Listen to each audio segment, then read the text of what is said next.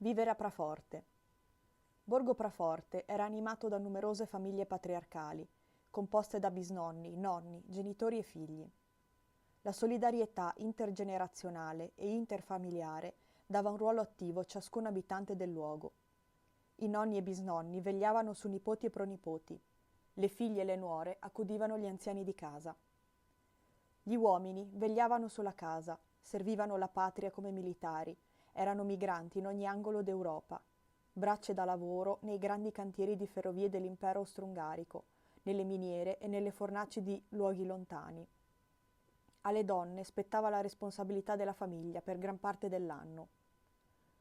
La solidarietà in paese era fondamentale.